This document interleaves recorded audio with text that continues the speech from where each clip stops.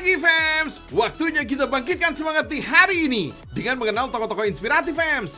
Mereka nggak cuma dikenal di Indonesia ya, tapi juga mendunia. Seperti ragam Indonesia yang mendunia. Oh my wow! Wah, banyak banget ikan nila dan ikan koinya, fams. Pantas ya, lihat aja, fams. Sungainya bersih, jernihnya, nih. Tapi siapa sangka fams, di daerah Klaten, tepatnya Ponggok, Jawa Tengah, ada seorang penggerak kebersihan berhasil merubah lingkungan sekitarnya menjadi bersih. Dia juga sukses nih menyulap sungai menjadi destinasi wisata di Klaten. Ia adalah Bagong Margono, pria asal Klaten, penggerak sungai bersih yang mengalir di desa Karanglo, Klaten, Jawa Tengah. Lebih dikenal dengan panggilan Mbah Bagong. Dulunya sih sungai ini kotor dan penuh sampah loh fams. Siapa yang sangka kan? Joy aja nggak ngira nih bisa sebersih ini. Buktinya tuh, lihat aja sendiri fams. Ikan-ikan yang banyak dapat hidup segar bugar fams. Wah! Karena saya peduli dengan alam. Sungai yang kotor ini di dekat rumah saya ini kotor sekali. Karena saya dididik orang tua saya untuk peduli dengan alam, maka saya setiap Desember, Januari, Februari saya bersihkan, saya tidak berpikir profit. Wih, mantul nggak tuh fams? Berkat gotong royong Mbah Bagong dan karyawannya, sungai yang dulunya kotor bisa menjadi seperti sekarang ini fams. Bersih sih, celong kinclong. Oh my wow! Sekarang sungai ini dijadikan destinasi wisata dan tempat pembudidayaan ikan nila fams. Dari nila ukuran kecil hingga siap konsumsi ada di sini. Awalnya tahun 2014 hingga 2018, sungai ini merupakan tempat pemandian fams. Sejak awal pandemi, sungai ini dirubah menjadi kolam ikan. Dalam sehari, Mbah Bagong menghabiskan 20 karung pakan ikan untuk kebutuhan ikan-ikan nila dan hiasnya yang banyak gini nih fams. Kolam untuk nilanya pun terbagi menjadi bagian sendiri-sendiri, yaitu kolam nila yang masih ukuran kecil, lalu menengah, dan siap dipanen atau siap konsumsi. Nila dari ukuran bibit sampai bisa dipanen membutuhkan waktu 8 bulan. Tapi karena sekarang rapih dan berpola, tiap 4 bulan sekali, Mbah Bagong ini dapat memanen ikan nilanya sebanyak 30 ton fams. Oh my wow! Kalau kolam panen sudah kosong, isi kolam nila menengah akan dipindahkan ke kolam panen. Begitu juga seterusnya fams. Ikan-ikan nila yang dipanen ini digunakan untuk warung makan milik Mbah Bagong sendiri. Tapi ada juga kok yang diperjualbelikan fams. Sungai yang dulunya kotor, sekarang jadi bersih dan menghasilkan seperti ini Mbah. Apa sih kesulitan terbesar Mbah Bagong dalam menciptakan sungai yang bersih ini? Tapi ya perlu diketahui, saya yang paling sulit membersihkannya adalah merubah karakter masyarakat supaya nggak buang sampah ke sini. Itu yang paling sulit. Karena saya tidak bilang pada masyarakat saya untuk berubah. Saya yang berbuat supaya masyarakat berubah. Jadi semua sampah itu saya buatkan gerobak. Jadi di ganggang itu saya buatkan gerobak, akhirnya masyarakat tidak buang sampah ke tepi sungai, otomatis ke gerobak sampah. Tapi saya sebagai manusia tidak mau saya ini selalu ngomong. Cukup dengan berbuat. Jadi kalau masyarakat masih ada yang buang pun 1-2, saya tidak marah, tetap saya ambil saja. Kolamnya pun terbagi ada 2 jenis fams, yaitu kolam ikan nila yang diperuntukkan untuk konsumsi dan dijual. Yang satu lagi kolam ikan hias.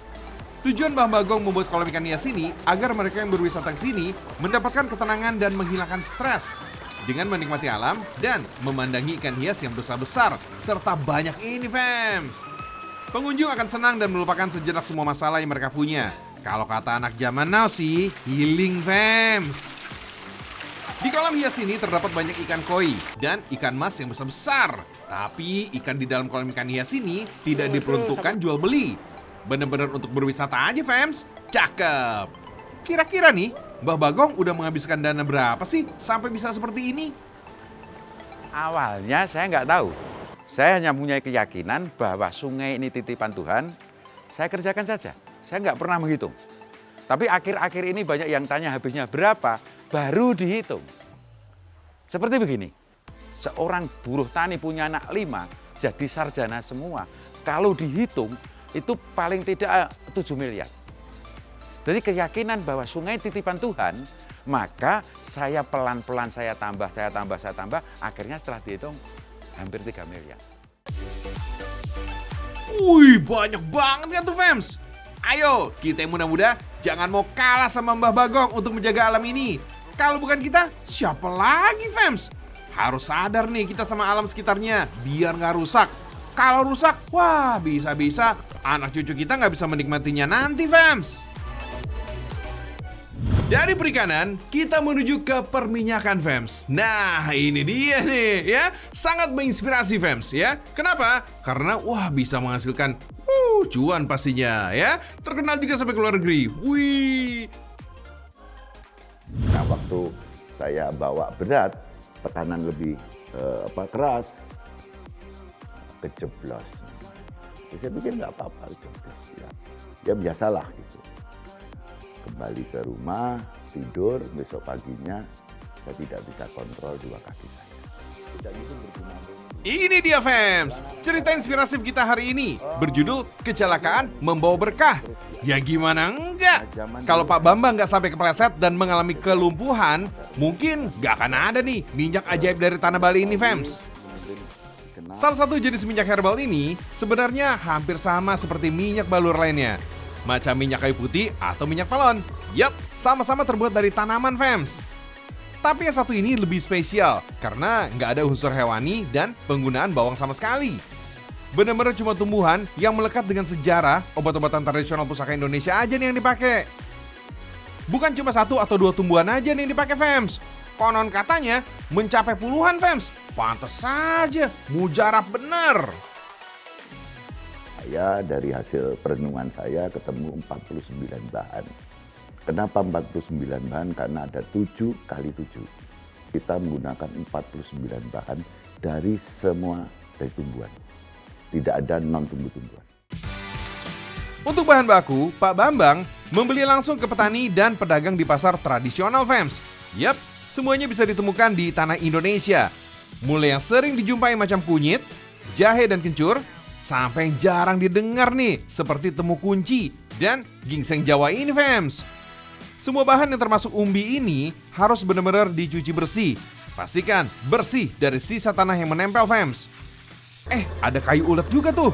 Katanya tumbuhan obat asli Indonesia ini berkhasiat sebagai hipnotik loh. Itu tuh yang biasa dipakai untuk pengobatan gangguan tidur fams.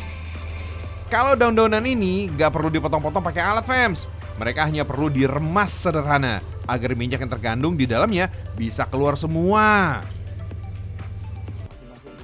Nah fams, ini nih yang bikin minyak ini jadi ajaib. Pak Bambang punya ritual khusus untuk semua bahan-bahan yang digunakan. Wait, tenang, gak pakai bertapa dulu kok sampai berminggu-minggu fams. Pak Bambang ini dia cukup mengaduk semua bahan yang digunakan dengan tangan kosong sebelum dimasak. Harus langsung sama tangannya Pak Bambang loh ya. Cakep. Ya ada sentuhan manusia. Itu yang dilupakan di dunia industri. Jadi dia harus disayang lah. Dengan kata lain, gak akan ada proses pembuatan minyak kalau Pak Bambang sedang berada di luar Bali fams. Wah, konon katanya sih hasil minyak balur yang didapatkan tanpa sentuhan Pak Bambang gak sebaik minyak balur yang ada sentuhan beliau. Dari mulai tukang pijet kelas RT, naik ke kelas RW, naik ke kelas kelurahan, sampai ke kecamatan, sampai ke fisioterapi, tidak ada hasilnya. Terus pergi ke dokter juga malah saya dibebani penyakit macam-macam. Setelah saya buat, 6 bulan berikutnya saya recovery. Sisa minyak banyak, saya bagi ke teman-teman, kok teman-teman sembuh semua. Kalau sekarang fams, minyak balur ini udah diproduksi massal. Per hari, Pak Bambang bisa memproduksi 24.000 botol per hari. Wah, saik bener ya. Hasil dari bisik-bisik tetangga sih, penghasilan Pak Bambang dari minyak ini seharinya mencapai 2,4 miliar rupiah, fams. Coba kalau sebulan, tinggal kaliin 30 aja tuh. Kayaknya kalkulatorku aja sampai nggak sanggup ngitung nih.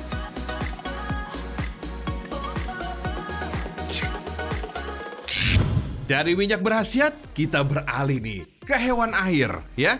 Tapi kenapa ya hewannya satu ini banyak disepelein loh. Tapi kalau misal kita konsumsi, wah ini bagus banget nih untuk menjaga kesehatan kita nih ya. Dan juga bisa menghasilkan cuan fans. Wah mantap nih. Fems, kata siapa coba? Kalau kolam lele itu identik dengan kolam yang bau. Di daerah Godean, Sleman, Yogyakarta, ini ada loh pembudidayaan lele jenis mutiara yang memiliki kolam tidak bau. Udah gitu, pemiliknya termasuk petani milenial. Wah, keren gak tuh? Perkenalkan Fems, nama petani milenial teman Joy ini ialah Yuriko. Disebut milenial karena emang dia masih muda Fems, kayak Joy gini. Ahai, hehe. Nah Fems, kamu pasti pengen tahu kan awal mulanya Yuriko ini dia bisa bertani lele mutiara hingga seperti saat ini? Cus, dijawab langsung.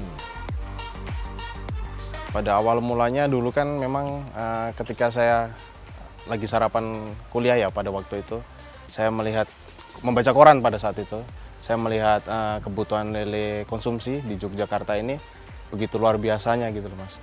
Perharinya pada saat itu kalau nggak salah ada sekitar 100 berapa ton gitu pada saat itu saya ingatnya. Dan pada saat itu saya masih belum terpikirkan untuk berbudidaya lele. Sering berjalannya waktu, saya kan sudah lulus kuliah, mencari-cari kerja dan tidak keterima. Saya ingatlah pada momen itu, momen di mana saya membaca koran, kenapa tidak berbudidaya lele aja. Yuriko ini keren loh Fems, benar-benar mempelajari dari awal cara membudidaya lele. Karena latar belakangnya bukan dari bidang pertanian, melainkan lulusan ekonomi. Ya pasti semua nggak ada yang langsung mulus, pasti ada naik turun saat awal proses memulainya. Tapi lihat sekarang Fems, di area yang luas kurang lebih dari 1000 meter persegi ini, Yuriko bisa mendapatkan 70 kolam budidaya lele Fems. Mantap betul. Awalnya dia mulai dari lele pembesaran. Makin kesini merasa lele yang didapatkan ini memiliki kualitas yang kurang baik. Perlahan-lahan, Yuriko mulai mencoba pembibitan supaya memiliki kualitas yang terbaik dan dapat diterima pembelinya. Siapa sangka Fems, sekarang bibitnya memang punya kualitas top markotop dan diterima masyarakat luas Fems. Nah, dari semua yang sudah dilakukannya, yaitu pembibitan dan pembesaran. Joy pengen tahu deh, yang paling ribet tuh apa sih? Yang paling ribet sebenarnya bibit Mas, sebenarnya. Karena mulai dari proses pemijahannya yang masih telur-telur berupa telur, larva, sampai dia siap jual itu memerlukan proses yang lumayan ribet dan lumayan bikin menguras tenaga dan pikiran ya sebenarnya Mas. Gitu. Kalau lele konsumsi kan kita hanya berfokus di manajemen air dan manajemen pakan aja sebenarnya, seperti itu. Dari larva untuk menjadi bibit lele ukuran 57 yang bisa dijual, kurang lebih memakan waktu 1 bulan 2 minggu Fems. Dan harga prekornya Rp260. Hal ini lebih menguntungkan ketimbang lele pembesaran Fems. Tapi tetap ya Fems, ada faktor-faktor yang dijaga agar budidaya lelenya tidak rusak atau merugi. Seperti kebersihan kolam, wah ini harus selalu dijaga nih. Kalau nggak diawasi, bisa mengakibatkan beberapa masalah. Seperti munculnya bakteri atau virus yang menyerang dan merusak lele itu sendiri Fems. Lalu, kolam yang sudah dikuras pun jangan langsung diisi dengan bibitnya Fems. Biarkan air barunya diendap dulu. Kenapa coba? Karena di sini menggunakan sistem RWS Mas. Jadi sistem RWS itu adalah resirkulasi water system. Resirkulasi water system itu adalah air yang selalu mengalir. Tapi debitnya kita atur juga. Dalam artian jangan sampai terlalu bening dan juga jangan sampai terlalu butek seperti itu. Ada pengaruhnya? Pengaruhnya sangat besar. Pengaruhnya dipengaruh nafsu makan, pertumbuhan, dan daya tahan tubuh. Gitu Fems. Wah, Joy juga baru tahu nih ilmu baru nih dari Yuriko. Makasih ya. Jadi Fems, air yang ada di kolam jika penuh akan terus mengalir ke kolam paling ujung. Dan air kolamnya pun akan mengalir ke sungai atau ke lahan pertanian. Kotoran lele pun dijadikan sebagai pupuk untuk lahan pertanian di sekitaran lingkungan Yuriko Fems. Terus membuat kolam juga nggak sembarangan Fems. Jadi kolam-kolam ini dibuat rada lebih tinggi. Tujuannya untuk mengatur level airnya. Karena saat perubahan suhu atau musim cuaca dapat mencegah kematian pada lele-lelenya Fems. Kalau lalai bisa terjadi hal seperti ini Fems, yaitu kematian pada bibit-bibit lelenya. Hal ini disebabkan karena adanya bakteri yang menyebar. Tenang, Joy sama Yuriko ini akan kasih tahu cara nih biar nggak terjadi kematian pada lele, yaitu dengan memberikan garam ke kolam. Jika sudah terlihat tanda-tanda, bibit lele sudah dalam keadaan tidak baik. Tujuannya untuk mencegah timbulnya luka dan dapat mematikan berbagai macam penyebab penyakit pada ikan, seperti bakteri dan jamur. Selain itu juga, garam dapat mengatur ketidakseimbangan larutan antara ikan dan lingkungan. Garam juga berfungsi untuk menaikkan bibit-bibit lele yang mati di dasar kolam sehingga lebih mudah dibersihkan. Yuriko memulai budidaya lele ini dari tahun 2013, Fams. Nah, kira-kira ada masukan nggak nih buat anak-anak muda yang mau memulai menjadi petani milenial juga? Buat teman-teman yang lagi atau sedang menjalankan usaha lele, tetap semangat, tetap berupaya semaksimal mungkin, karena yang kita tahu lahan di Indonesia ini makin lama makin menyempit ya. Lahan produktif terutama, sementara pertumbuhan penduduk semakin banyak. Kalau kita tidak bisa mempertahankan ketahanan pangan negeri ini, terus kita harus makan dari mana? Sementara manusia semakin banyak, mosok kita harus impor terus dari negara tetangga. Wih, betul tuh, Fams. Kita sendiri yang harus pertahanin. Biar kita yang juga menikmatinya, malahan bisa juga nih kita yang mengekspor. Jadi tetap semangat ya, Fams. Semua usaha ada naik turunnya kok. Asalkan tetap bersabar dan bersyukur. Pasti ada jalannya.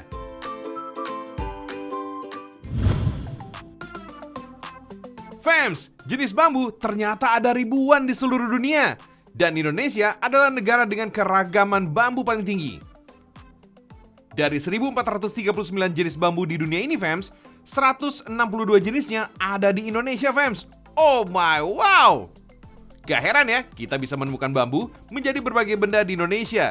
Dari hiasan, perlengkapan rumah, sampai alat musik, Fams.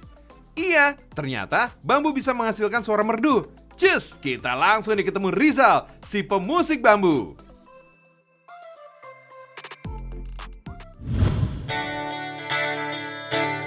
Asik juga nih instrumen musiknya.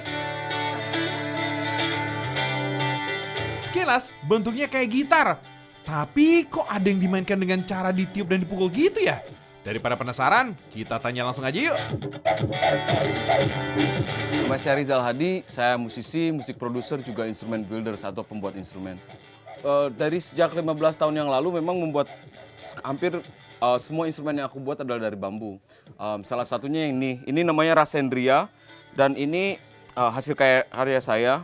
Rasendria ini gabungan dari 3 instrumen menjadi satu, jadi ada gitar, ada didgeridoo, atau kalau orang Sunda manggilnya awigoong, terus ada perkusi atau celempung. Fams, Rasendria ini orisinil buatan Kang Rizal loh. Uniknya lagi, alat musik bambu ini bisa dimainkan secara bersamaan. Gak cuma mahir digunakan, Kang Rizal ini juga mengenalkan alat musik bambu ke berbagai negara loh. Kerennya lagi, Kang Rizal juga jago bikin Rasendria. Siapa sangka alat musik ini bisa menghasilkan instrumen yang enak didengar, Fams. Ada upright one string bamboo bass dan awigong. Beneran tertarik? Tenang, kamu boleh kok belajar dan membuat alat musik bambu ini. Lokasi workshopnya ada di Ubud, Bali. Harganya nggak main-main, Fams. Ada yang sampai ratusan dolar Amerika. Mantul nggak tuh? Kebanyakan peminatnya emang berasal dari luar negeri. Biasanya mereka tertarik setelah melihat perform Kang Rizal. Dengan alat musik yang unik ini, kemudian mereka jadi ingin memilikinya. Tapi kenapa Kang Rizal memilih bambu sebagai bahan baku alat musik instrumennya ya? Sebenarnya Indonesia salah satu negara yang mempunyai bambu terbesar di dunia. Coba memperkenalkan alternatif lain atau awareness, kesadaran yang sebenarnya ada alternatif lain selain menggunakan kayu. Sebab contohnya dari gitar listrik atau gitar elektrik yang bagus itu harus menggunakan kayu yang mungkin lebih dari 100 tahun usia kayunya itu sendiri. Jadi sampai sekarang entah berapa juta instrumen yang ada di dunia ini, dan itu memang mereka harus memotong hujan tropis atau hutan kayu yang ratusan tahun umurnya, kemudian dipotong dan menjadikan instrumen. Dan kalau itu dilanjutkan dengan sedemikian rupa, kita takutnya bahwa ya sampai sekarang kan kayak seperti global warming dan segala macam, bahwa hutan kita akan habis. Wah, keren banget tujuannya. Di balik jiwa seni, ia ternyata ingin menyelamatkan bumi fams. Top Marco top deh. Jenis bambu apapun bisa digunakan dalam alat musik ini. Tapi bambu sebelumnya harus diproses dulu agar menghasilkan irama yang baik dan tahan lama. Dengan detail dan bentuk yang menarik, alat-alat musik bambu ini jadi makin kece. Coba deh, main-main deh ke workshop ini, biar nggak penasaran fams. Selain bermain musik dan membuat alat musik dari bambu, Kang Rizal juga menjadi produser beberapa musisi luar negeri fams. Kebanyakan sih musisi Eropa dan Australia. Salut deh, Kang Rizal sebagai anak bangsa mampu memperkenalkan musik Indonesia ke mancanegara. Emang kreatif banget.